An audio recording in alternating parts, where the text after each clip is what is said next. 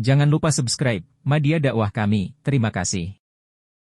Dan jangan kamu berputus asa dari rahmat Allah. Bismillahirrahmanirrahim. Assalamualaikum warahmatullahi wabarakatuh.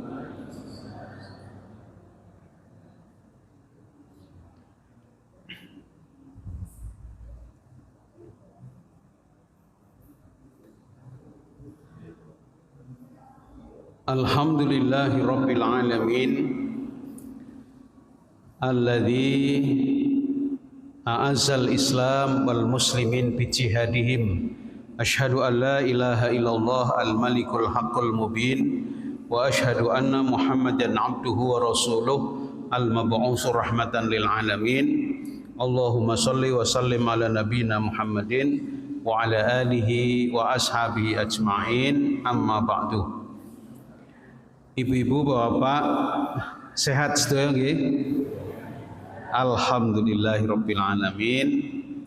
Mudah-mudahan kita diberi umur yang barokah oleh Allah Subhanahu wa taala. Salawat dan salam semoga senantiasa tercurah kepada junjungan kita Nabi besar Muhammad sallallahu alaihi wasallam beserta keluarganya, para sahabatnya dan pengikutnya yang istiqomah termasuk kita sekalian. Amin, amin ya rabbal alamin. Ibu-ibu, bapak dan saudaraku sekalian yang baik yang dimuliakan Allah, malam hari ini saya akan menyampaikan 3 langkah praktis untuk tetap optimis. Bapak Ibu, terkadang dalam hidup itu kita punya masalah, bukan terkadang, pasti gitu ya. Pasti dalam kehidupan kita punya masalah. Bisa masalahnya ringan, bisa sedengan, bisa juga masalah yang sangat rumit, sangat sulit.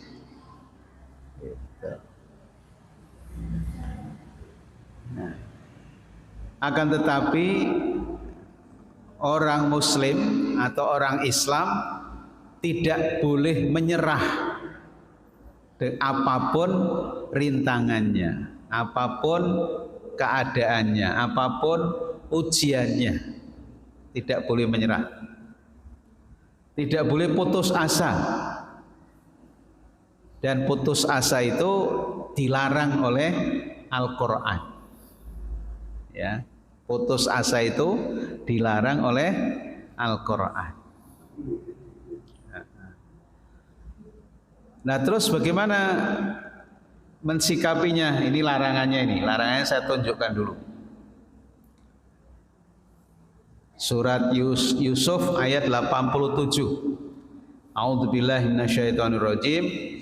Ya baniya idhabu fatahassasu mi Yusufa wa akhihi wala tai'asu mir rauhillah innahu la yai'asu mir rauhillah illal qaumul kafirun. Hei anak-anakku, ini yang menyampaikan berarti Nabi Yakub. Nabi Yakub itu bapaknya Nabi Yusuf.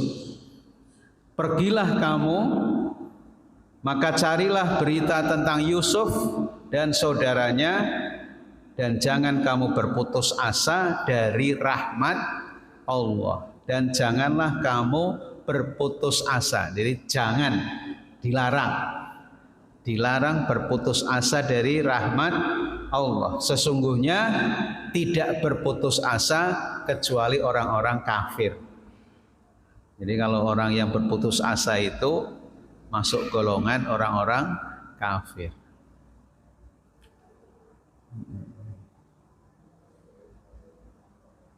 Nah, oleh karena itu seorang muslim harus mampu menguatkan dirinya, memotivasi dirinya, memasukkan semangat optimis dalam relung dadanya. Agar mampu menjalani hidup menjalani hari-hari yang berat dengan sikap yang mulia. Ya. Allah Subhanahu wa taala di dalam Al-Qur'an, wasta'inu bis-sabri was-shalah. Minta tolonglah kamu semua kepada Allah dengan sabar dan sholat. Itu apa namanya, Allah membimbing kita bagaimana kita menghadapi masalah itu gimana. Kalau menghadapi masalah, minta tolong saja sama Allah. Minta tolong aja sama Allah. Tidak ada yang bisa menolong kecuali Allah. Cara minta tolongnya gimana? Sabar. Sabar itu artinya masalah rintangan yang diberikan Allah kita terima. Kita terima saja, kita nikmati. Jangan mengeluh. Nah itu syaratnya, jangan mengeluh. Sabar itu tidak mengeluh. Jadi menerima apa saja yang dari Allah, yang tidak menyenangkan itu apa saja dari Allah kita terima, kita nikmati, terus jangan mengeluh. Kalau mengeluh berarti belum sabar. Bapak Ibu cok ngeluh napa mboten? Sering. Alhamdulillah ngaku. Nah itu kalau masih ngeluh berarti belum sabar, Pak. Maka yang paling bagus ngatasinya gimana? Jadi kalau panjenengan mau mengucapkan keluhan nih, langsung alhamdulillah, alhamdulillah, alhamdulillah, gitu. Pak, pripun Pak? Alhamdulillah. Aslinya mau ngomong sepi gitu. Pripun dagangnya Pak, aslinya itu mau ngomong sepi gitu. Tapi jangan sampai keluar. Alhamdulillah. Pripun Pak, sehat? Aslinya ya mau ngomong si watuk gitu. Tapi jangan sampai keluar gitu. Kalau masih batuk saya ini, ya berarti ngeluh. Maka biar tidak keluarnya tidak mengeluh, didahului dengan alhamdulillah. Pripun Pak, sehat? Alhamdulillah. Pripun Pak, usahane? Alhamdulillah. Alhamdulillah, anjut alhamdulillah. Tidak bohong, boleh. Gitu. Karena dalam rangka bersyukur kepada Allah Subhanahu wa taala. Gitu. Jadi soal mengeluh itu bukan persoalan bohong tidak bohong gitu. Kalau mengeluh jangan mengeluh pokoknya. Kalau mengeluh jelek. Ya. Mengeluh jelek. Maka ada asar sahabat, bukan hadis ya. Ada asar sahabat yang mengatakan kalau seseorang bisa bersyukur kepada Allah tanpa mengeluh 40 hari saja. 40 hari. Jadi selama 40 hari tidak pernah mengeluh dan hanya bersyukur kepada Allah. Kalau ditanya, pripun Pak? Alhamdulillah. Pripun Bu? Alhamdulillah. Tidak mengeluh 40 hari. Itu tingkatnya wali. Panjenengan sudah menjadi orang yang beriman setingkat wali. Waliullah. Jadi waliullah itu bukan yang orang waliullah itu orang beriman ya, yang tidak mengeluh. Bisa enggak Pak, Bapak Ibu, 40 hari tidak ngeluh, hanya bersyukur. Alhamdulillah, alhamdulillah. Nah itu, ya. Insyaallah. Nah terkadang masalah-masalah yang kita hadapi sudah kita usahakan jalan keluarnya, tapi kemudian tidak berhasil. Kita coba lagi tidak berhasil, kita coba lagi tidak berhasil, sehingga muncul terkadang pesimis. Pesimis niku napa? Ya, tidak punya harapan. Ya, tidak punya harapan lagi, tidak optimis lagi, tidak semangat lagi, sungkan lah. Sungkan. Keluarnya itu sungkan. Nah, itu tidak boleh. Tidak boleh. Karena itu termasuk putus asa. Termasuk putus asa. Jadi orang yang sudah punya masalah kemudian kok tidak mau mencoba lagi, padahal itu mestinya harus dicoba terus gitu, itu tandanya dia putus asa. Nah, putus asa itu tadi dilarang oleh Allah. La tai'asu mir rauhillah. Janganlah kamu berputus asa dari rahmat Allah Subhanahu wa ta'ala. Kalau belum bisa ketemu jalan keluarnya, sabar, tapi dicoba lagi. Sabar, dicoba lagi gitu. Jangan berhenti.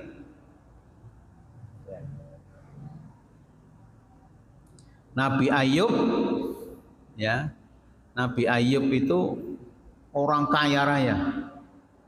Anaknya 12. Ya. Kemudian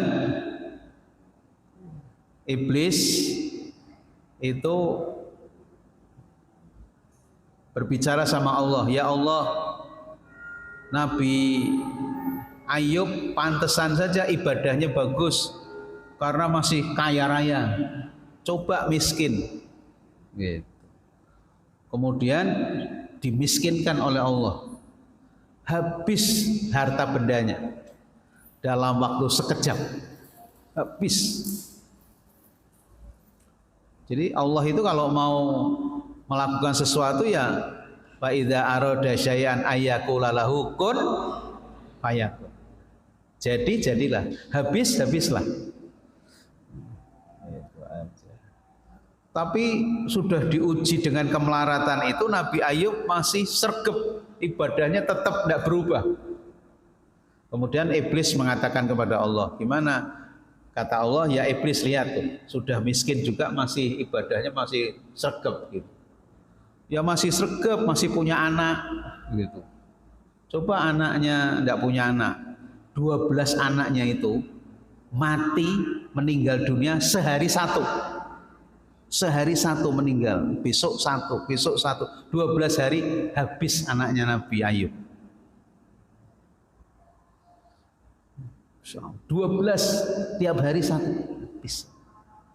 Anaknya habis itu masih sregep ibadah. Masih sregep ibadah. Kata Allah, wahai iblis, lihat hambaku Ayub, walaupun sudah miskin, sudah punya anak, ibadahnya masih sregep katanya. Ya masih sregep, masih sehat katanya. Coba dibikin sakit gitu. Dikasih sakit sama Allah. Sakitnya nggak sembarang sakit, sakit lepra. Sakit lepra itu sakit yang menular gitu. Akhirnya tidak boleh tinggal di kampung itu, harus diungsikan. Diungsikan hanya dengan istrinya saja, hidup berdua. Ibadahnya masih sregep lagi. Ini luar biasa sekali. Sampai istrinya itu karena sudah sakit bertahun-tahun itu, ya, 18 dalam satu riwayat ada yang mengatakan 15, ada yang 18 tahun. Istrinya mengatakan, ya Ayub, kamu kan nabi, mbok coba ndonga njaluk waras kali Gusti Allah gitu. Kata Nabi Ayub, saya dulu waktu sakit itu umur saya 50 tahun. Berarti saya sehat 50 tahun. Saya sekarang baru diberi sakit 18 tahun. Saya malu untuk berdoa minta sembuh sama Allah Subhanahu wa ta'ala. Karena diberi sehat 50 tahun, diberi sakit baru hanya 18 tahun. Saya malu berdoa kepada Allah. Sampai istrinya jengkel. Dikai masukan wegah, serapak ngurusi, minggat. Istrinya itu pergi, nggak mau ngurusi. Sendirian, hidup sendirian. Insya Allah. Setelah itu disembuhkan oleh Allah Subhanahu wa ta'ala. Sembuh. Lihat sembuh, istrinya balik lagi gitu. Karena masih senang gitu. Istrinya balik lagi gitu. Disugihkan lagi sama Allah karena memang orang ahli usaha, sugih lagi, kaya lagi. Dan punya anak setiap lahir double, kembar. Dikembalikan anaknya oleh Allah, hartanya dikembalikan oleh Allah. Itulah Nabi yang paling sabar. Nabi yang dicontohkan paling sabar dalam kehidupan. Nabi yang paling berkuasa, paling kaya, Nabi Sulaiman. Nabi yang paling sabar adalah Nabi Ayub alaihissalam. Insyaallah ya. Nah, panjenengan ujiane nopo? Bapak Ibu. Seberat nopo? Nah, oleh karena itu tidak boleh pesimis, tidak boleh putus asa, harus optimis. Harus optimis. Orang optimis itu masih punya harapan. Bagaimana biar optimis? 3 langkahnya. 1,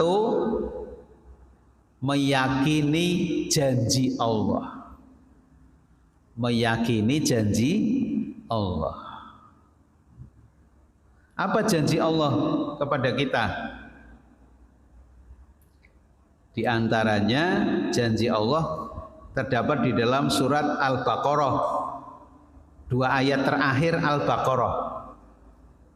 Allah mengatakan, la yukallifullahu nafsan illa wus'aha laha ma kasabat wa 'alaiha maktasabat.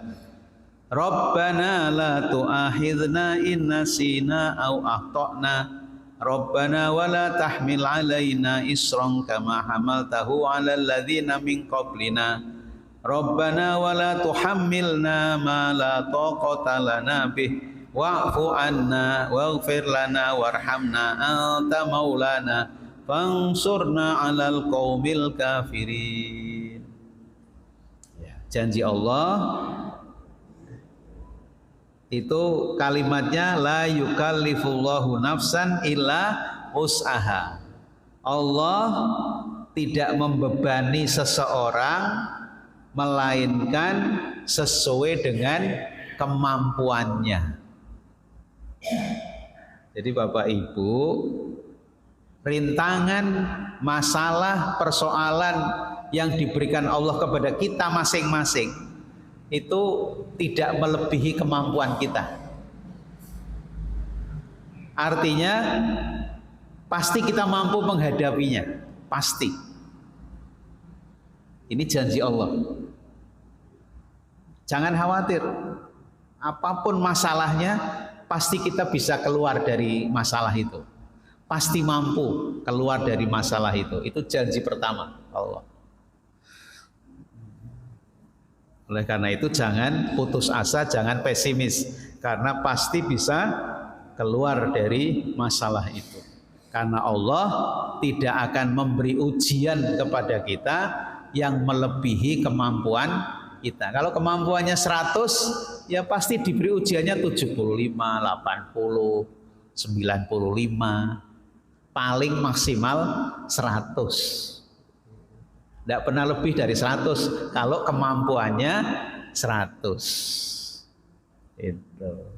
Itu janji Allah. Ya. Yang pertama yang harus kita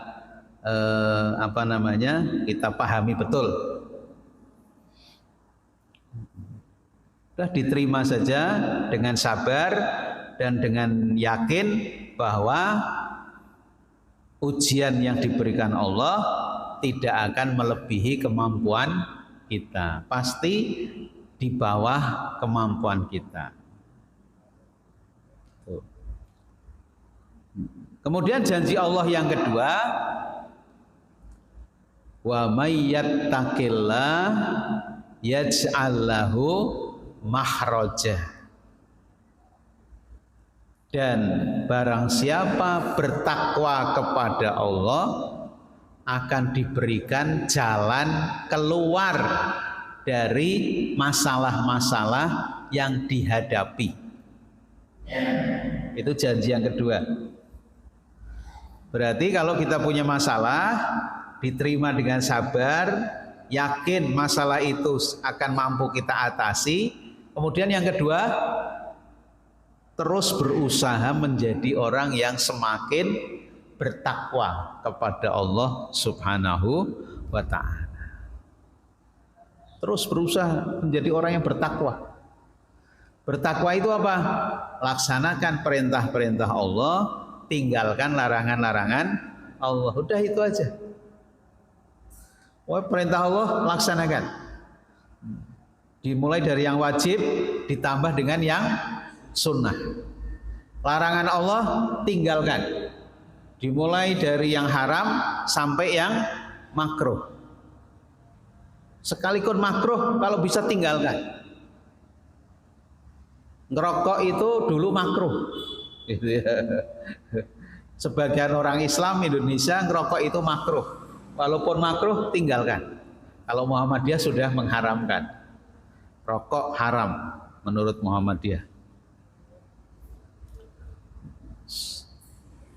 Apalagi yang makruh, Pak.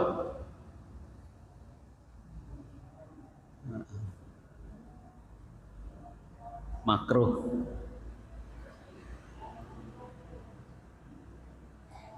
Nah itu berusaha untuk takwa. Yang sholat jamaahnya belum 5 waktu, usahakan 5 waktu. Nah, gitu. Yang belum belum sholat, usahakan sholat 5 waktunya dipenuhi. Gitu. Minimal yang wajib, minimal yang wajib. Bapak Ibu yang sudah melaksanakan yang sunnah-sunnah, kalau melihat ada orang yang baru melaksanakan yang wajib-wajib, jangan merendahkan. Karena seseorang yang melaksanakan yang wajib itu sudah dicintai Allah. Ya. Aku mencintai seseorang yang sudah melakukan apa yang saya wajibkan. Jadi kalau yang wajib-wajib itu sudah dilaksanakan, itu sudah dicintai Allah. Makanya jangan merendahkan orang yang baru melaksanakan yang wajib-wajib. Jamaah itu kan sunnah. Sholat jamaah itu sunnah. Qobliyah zuhur, ba'diyah zuhur sunnah. Misalnya dia tidak jamaah, tidak ba'diyah, tidak qobliyah, dia hanya 4 rakaat zuhur saja misalnya gitu. 5 waktunya saja dipenuhi, itu sudah bagus gitu. Kalau ditambah yang sunnah-sunnah berarti lebih takwa lagi, ya gitu, lebih takwa lagi. Terus gitu. Nah, usahakan lebih bertakwa, terus lebih bertakwa. Kalau lebih bertakwa kepada Allah, janji Allah yaj'al lahu makhraja. Surat At-Tolak ayat 2. Akan diberikan jalan keluar dari masalah-masalah yang dihadapi. Jangan punya masalah apa? Akan diberi jalan keluar oleh Allah. Nah, itu bedanya orang takwa dengan yang tidak takwa. Kalau yang tidak takwa diberi masalah, tidak diberi jalan keluar. Tapi kalau orang yang bertakwa diberi masalah, tetap takwa juga tetap diberi masalah, tapi diberi jalan keluar. Itu bedanya.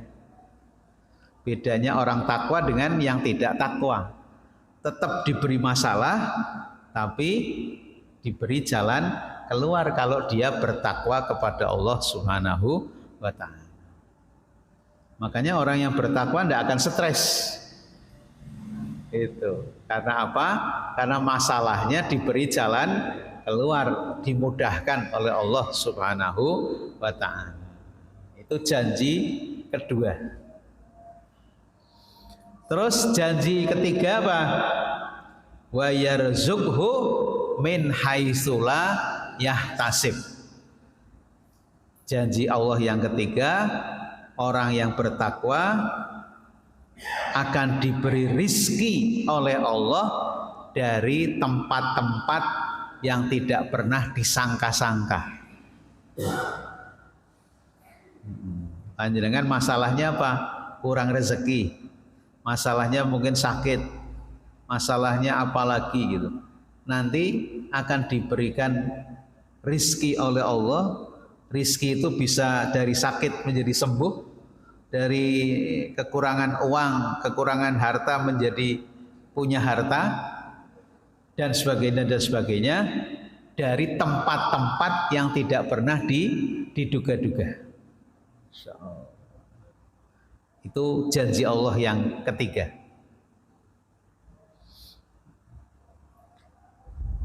Terus janji Allah yang keempat, wa may yattaqillah wa may yatawakkal 'alallah fahuwa hasbuh. Dan barang siapa bertawakal, bukan takwa lagi, bertawakal kepada Allah, maka akan dicukupi kebutuhan-kebutuhannya. Nah, panjenengan dalam hidup itu butuh apa? Mak, kebutuhan panjenengan Allah tahu betul? Pasti tahu. Kebutuhan panjenengan itu Allah pasti tahu. Kebutuhan 5 tahun, kebutuhan 5 tahun yang akan datang, Allah tahu tidak? Panjenengan 5 tahun yang akan datang butuh apa? Allah tahu tidak? Tahu. Allah Maha tahu. Allah itu Maha tahu. Jangankan kebutuhan besok, 10 tahun yang akan datang itu Allah tahu. Oh, ini nanti bapak ini 10 tahun lagi anaknya kuliah, harus bayar kuliah. Allah tahu itu. Oh, ini nanti 3 tahun lagi anaknya mau menikah, butuh biaya. Itu Allah tahu itu. Nah, kita tinggal biar dicukupi gimana? Lakukan satu hal, bertawakal kepada Allah Subhanahu wa ta'ala. Tawakal aja, pasrah sama Allah. Tawakal itu aslinya bahasa Indonesianya pasrah. Pasrah di sini bukan pasif, tapi aktif. Pasrahnya itu aktif, bukan pasrah yang pasif, tidak ngapa-ngapain. Nah, tawakal itu satu, usahanya sungguh-sungguh untuk mengatasi masalahnya, dia usahanya sungguh-sungguh. Kemudian yang kedua, dongone sungguh-sungguh, berdoa dengan sungguh-sungguh. Yang ketiga, kalau usahanya berhasil, bersyukur. Kalau usahanya belum berhasil, sabar. Nah, itu tawakal. Jadi tawakal itu bukan diem. Tawakal itu usahanya maksimal, berdoanya maksimal. Berdoa maksimal niku ukurannya nopo? Jenengan berdoanya sudah maksimal belum? Kalau ditanya begitu jawabnya pripun? Jenengan dongane wis maksimal nopo dereng? Taunya dari mana? Dongo maksimal itu kalau jenengan bisa bangun tahajud, nah itu dongone temenanan itu. Maksimal itu. Lah jenengan seneng tahajud napa mboten? Nah, kalau seneng tahajud berarti panjenengan sudah berdoa dengan sungguh-sungguh. Nek urung tahu tahajud berarti dongane urung temenan. Tahajudnya jenengan seminggu berapa kali? Full. Alhamdulillah. Full setiap hari tahajud terus. Masya Allah. Luar biasa itu. Dan setiap doa akan dikabulkan oleh Allah Subhanahu wa ta'ala. Pak, tapi aku wis ndonga suwi urung dikabulkan, Pak. Berarti ditunda. Dikabulkan tapi ditunda. Jadi dikabulkan itu bisa langsung dikasihkan, bisa ditunda 10 tahun yang akan datang baru diberikan. Sebab Allah tahu panjenengan ini kalau dikasihkan sekarang malah jelek. Nanti dikasihkannya 10 tahun aja yang akan datang. Seperti panjenengan punya anak SD kelas 4. Terus bilang sama panjenengan, "Pak, saya tolong dibelikan motor." Terus panjenengan bilangnya apa?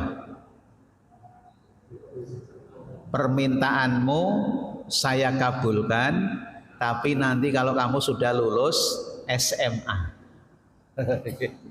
Jadi permintaan anaknya dikabulkan, tapi ditunda sampai lulus SMA. Sebab kalau kelas 4 naik motor berbahaya. Maka nanti kalau sudah 17 tahun baru ngurus SIM, baru boleh naik motor. Nah itu Allah tahu. Ini panjenengan minta nih dongo sama Allah. Ada yang langsung cash diberikan, dikabulkan, tapi ada yang ditunda. Kenapa ditunda? Sebab kalau dikasihkan hari ini jelek. Gitu. Allah tahu persis itu. Allah tahu. Bahkan yang ketiga, ditundanya itu tidak di dunia, tapi ditunda sampai akhirat. Jadi nanti dikabulkannya di akhirat, tidak dikabulkan di dunia. Dikabulkan sama Allah, tapi di akhirat. Oleh karena itu, yakinlah setiap doa dikabulkan, sebagaimana kata Allah, "Ud'uni astajib lakum." Berdoalah kamu kepadaku dan setiap doa pasti aku kabulkan. Ud'uni astajib lakum. Berdoalah kepadaku, astajib lakum, akan aku jawab, akan aku kabulkan setiap doa. Tapi tadi dikabulkannya itu ada yang cash, ada yang ditunda, ada yang diberikannya di akhirat. Gitu, Pak. Nah, monggo, ini cara mengatasi supaya optimis, supaya tetap optimis, yaitu meyakini janji Allah. Dengan demikian, modal optimis adalah keimanan. Modal utama optimis supaya bisa optimis, bisa semangat adalah iman. Kalau imannya masih bagus, semakin bagus, maka insya Allah semakin semangat. Ya, itu seperti itu. Jadi iman itulah yang membuat semua menjadi baik. Ya, sebagaimana Rasulullah Shallallahu Alaihi Wasallam menyampaikan, orang beriman itu menakjubkan, ajaban likulli mu'minin. Sungguh menakjubkan orang-orang beriman itu. Kenapa ya Rasulullah kok menakjubkan? Karena orang beriman itu kalau diberi nikmat bersyukur, kalau diberi musibah sabar. Nah, itu menakjubkan. Tidak pernah putus asa. Itu orang beriman. Diberi nikmat bersyukur, tidak sombong. Diberi musibah sabar, tidak mengeluh, tidak putus asa. Itu kehebatan orang beriman. Itulah ajibnya orang beriman. Orang beriman itu seperti itu. Maka iman ini menjadi sangat mahal, ya, menjadi sangat penting dalam kehidupan kita, terutama Kalau kita ingin menjadi orang yang optimis. Orang optimis itu imannya diperkuat. Yang kedua, kalau ingin tetap optimis, teruslah berdoa. Teruslah berdoa. Jangan berhenti berdoa. Dan jangan pernah menyepelekan doa. Karena orang kalau masih berdoa, minta sama Allah, berarti masih punya harapan, masih punya optimisme. Nah, tapi kalau orang sudah, Pak, ndonga Pak, Bu, ndonga Bu, sungkan ah. Ndonga atau dikabul. Nah, itu berarti sudah tidak semangat lagi gitu. Tidak punya semangat, tidak punya optimisme lagi gitu. Ya, maka kalau orang masih optimis, langkahnya apa? Selalu berdoa. Dan dia tahu tempat-tempat yang makbul untuk berdoa. Bapak Ibu, kalau di Kramat Sari, di Pekalongan, tempat yang makbul berdoa di mana?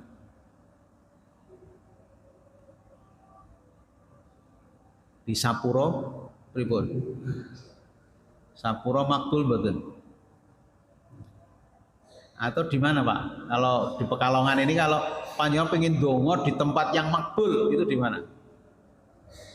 Di masjid Pak. Di masjid. Di masjid. Nah, kapan? Ya waktu mau sholat tahajud, mau jamaah itu. Pertama kalau di masjid ya, itu antara adzan dan qomat. Antara adzan dan qomat itu mustajab di masjid. Ya. Jenengan dari masjid ini wis qomat, yo ilang. Orang pun tidak punya kesempatan. Ya. Kalau ke masjid itu adzan selesai, jenengan sudah di masjid. Terus sholat tahiyatul masjid. Habis itu berdoa sama Allah, nunggu qomat. Oh itu mustajab gitu. Habis itu apa? Yang kedua, sesudah sholat jamaah.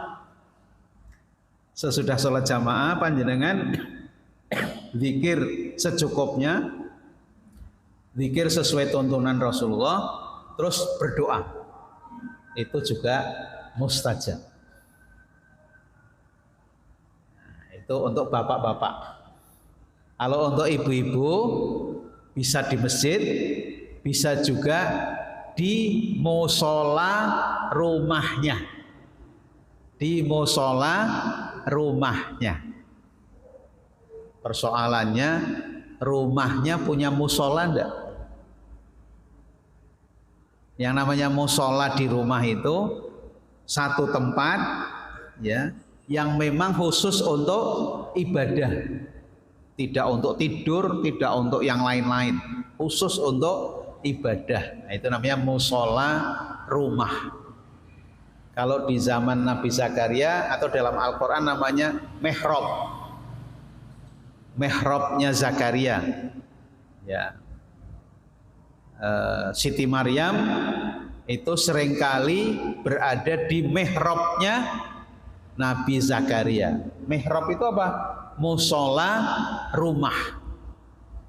Nah, ibu-ibu tidak harus ke masjid, tapi bisa berjamaah di musola rumahnya masing-masing, dan disitulah doa mustajab.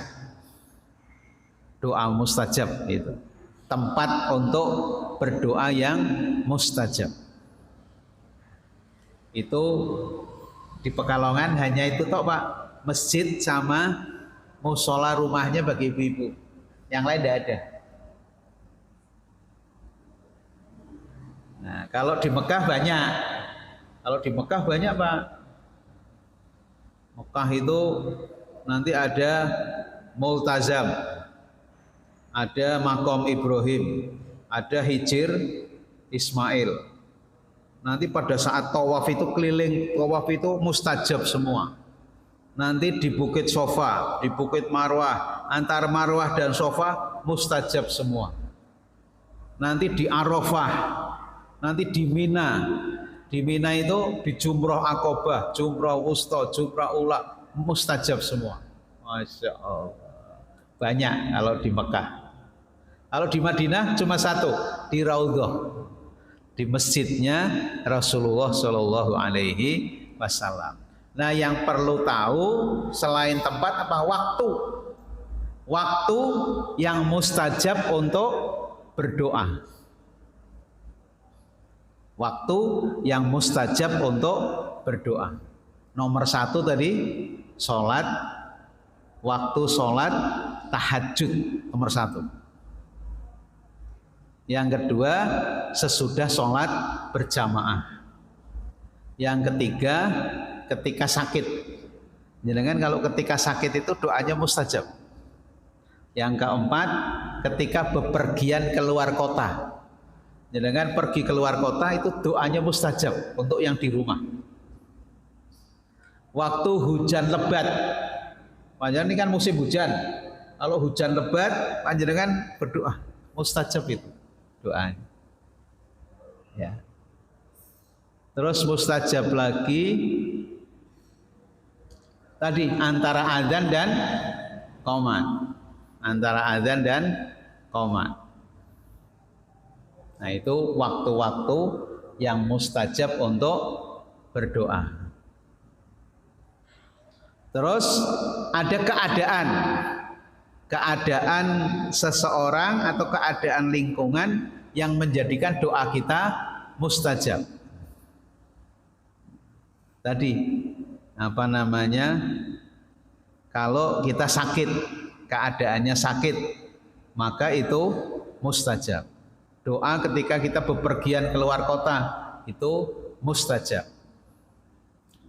Nah, itu waktu-waktu untuk berdoa.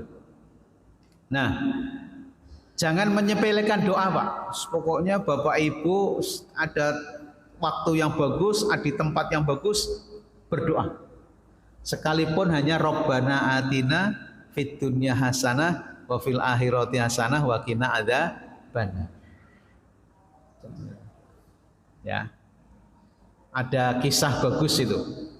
Jadi ada nenek-nenek itu punya cucu sakit lumpuh. Sakitnya itu lumpuh. Bisa sembuh kalau dibawa ke dokter. Tapi dokternya itu di Jakarta. Misalnya gitulah. Dokternya di Jakarta. Padahal si nenek ini tidak punya ongkos untuk pergi ke Jakarta saja, tidak punya ongkos. Apalagi nanti bayar dokternya. Nah, terus yang dilakukan nenek ini apa? Ya berobat di daerahnya sambil berdoa kepada Allah. Bagaimana supaya ketemu dengan dokter yang ada di Jakarta. Terus berdoa.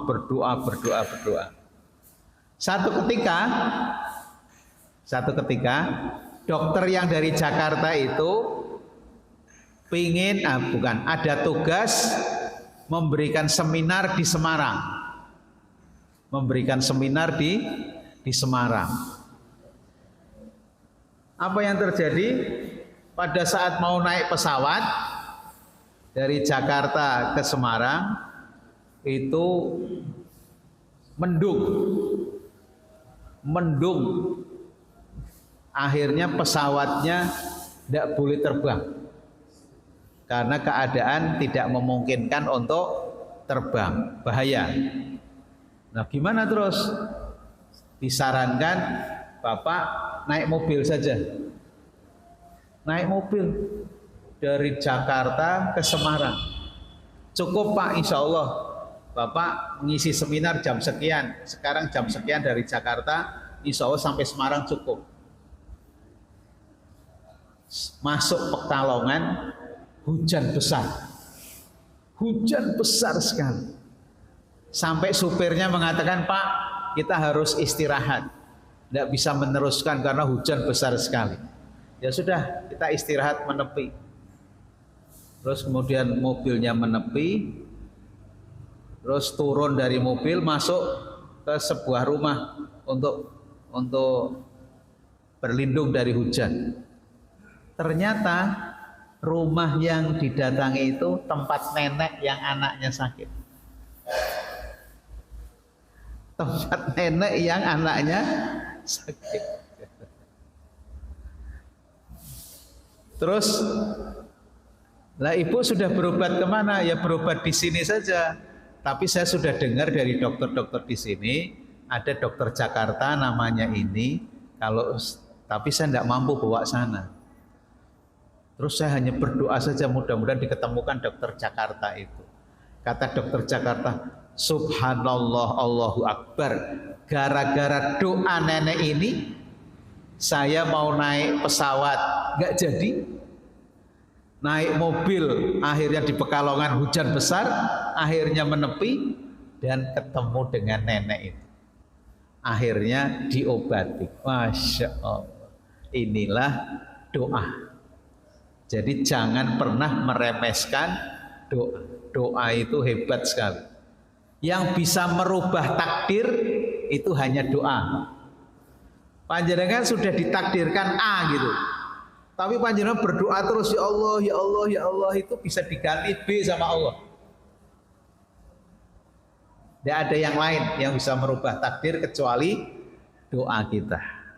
Oleh karena itu berdoalah yang baik-baik sehingga takdir yang jelek bisa dirubah oleh Allah dengan doa yang baik. Yang terakhir, kalau ingin optimis, bagaimana? Melangkah dengan cermat. Jadi tidak hanya berdoa saja, setelah berdoa, action, lakukan sesuatu dengan teliti, dengan hati-hati. Ya, karena optimis bukan berarti angan-angan melayang ke langit tanpa amal nyata. Akan tetapi optimis justru menguat setelah kita melangkah dengan mantap dan teguh untuk mengubah kondisi yang kita alami. Karena Allah tidak akan merubah nasib seseorang kalau orang itu tidak mau merubah nasibnya sendiri. Innallaha la yughayyiru ma biqaumin hatta yughayyiru ma bi anfusihim. Allah tidak akan merubah nasib seseorang kalau orang itu sendiri tidak mau merubah nasibnya sendiri. Dia diam dok, ya sudah Allah diam. Tapi kalau kita bergerak, berdoa, bergerak, nanti Allah akan memudahkan gerakan kita. Seperti itu. Itulah Bapak Ibu yang bisa saya sampaikan pada malam hari ini. Mudah-mudahan Bapak Ibu termasuk orang yang selalu optimis. Termasuk orang yang optimis sehingga dengan optimis hidupnya bahagia. Kalau orang optimis itu hidupnya bahagia. Kalau orang pesimis hidupnya sengsara, susah. Pesimis, glokro. Urip kok glokro gitu, payah wes optimis Pak, optimis saja. Ya. Kalau optimis menyambut tantangan dengan bersyukur dan sabar. Nah, saya kira itu mudah-mudahan bermanfaat dan bisa diamalkan dalam kehidupan kita sehari-hari. Insyaallah. Ya. Ada pertanyaan, Bapak Ibu? Tidak ada? Terus pinter-pinter kabeh. Paham semua ya. Insyaallah, insyaallah, insyaallah.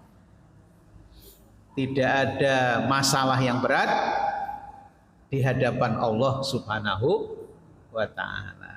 Masalah panjenengan apa? Kalau sudah di hadapan Allah kecil. Allahu Akbar, yang lainnya kecil. Nah, semangat hidupnya. Terima kasih atas perhatiannya. Mohon maaf atas segala kekurangannya. Mari kita tutup dengan alhamdulillahirabbil alamin. Subhanakallahumma wa bihamdika asyhadu an la ilaha illa anta astaghfiruka wa atubu ilaik. Wassalamualaikum warahmatullahi wabarakatuh.